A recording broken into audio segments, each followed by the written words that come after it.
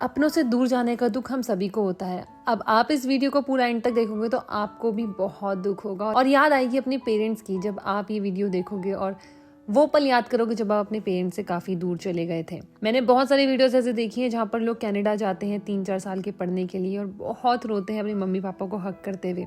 तो बस आज का दिन भी मेरा कुछ ऐसे ही था। हम यूएस जा रहे थे कम से भी कम 15 से 20 दिन के लिए और देखो हमारी टीम फैमिली सब नीचे आ गई थी हमें सी ऑफ करने के लिए और मुझे बहुत रोने का मन था, लेकिन मैं बहुत स्ट्रांग हूँ इसलिए मैंने रो कर नहीं दिखाया और खुशी खुशी सबको बाय करके निकल गई एयरपोर्ट की तरफ। एयरपोर्ट में लखन ने मुझे बोला तेरे लिए एक सरप्राइज है। मुझे समझ नहीं आया सरप्राइज है क्या, लेकिन थोड़ा सा डाउट हो गया था कि मेरी मम्मी मुझे सी ऑफ करने आ रही है।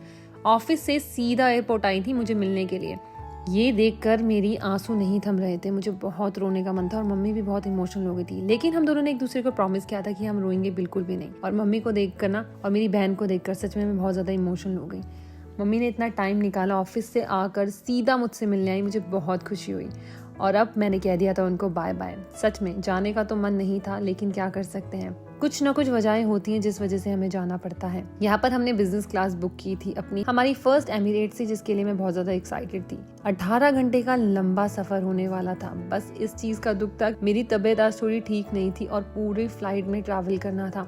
मुझे ठंड बहुत लगती है इसलिए मैंने पूरे कपड़े पहने हुए थे। अदरवाइज मैंने सोचा था कि मैं नाइट ड्रेस पहनकर आऊं। यहाँ पर हम लोग प्राइवेट लॉन्ज में बैठकर खाना खा रहे थे और टाइम बिल्कुल भी नहीं था, सिर्फ हमारे पास 10 मिनट थे। 10 मिनट में या तो मैं आपको सबको ये पूरा टूर करा सकती थी या फिर खाना खा सकती थी, लेकिन मैंने सोचा टूर कराऊंगी तो आप ज्यादा अच्छे से देख पाओगे। तो प्राइवेट लॉन्ज था जहाँ पर सोने से लेकर मसाज तक की सारे बंदोबस्त था। जी हाँ, इतनी महंगी टिकट लेने के बाद ये सब मिलना तो जायज था ही।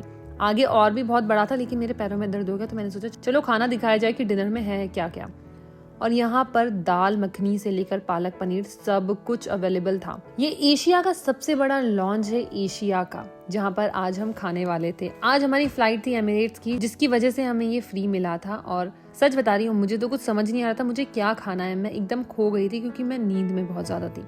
रात के 8 बज रहे थे और मेरा सोने का टाइम हो चुका था।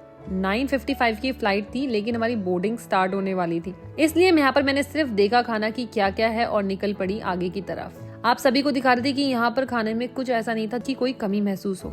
हर चीज थी जैसे कि एक शादी में होता है।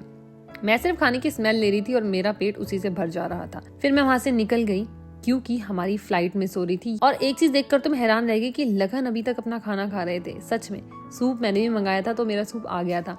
मैंने 1-2 चम्मच सूप पिया और निकल गई वहां से। आपको वीडियो कैसा लगा कमेंट से बताना। बाय बाय, मिलते हैं बहुत जल्द एक नई वीडियो के साथ।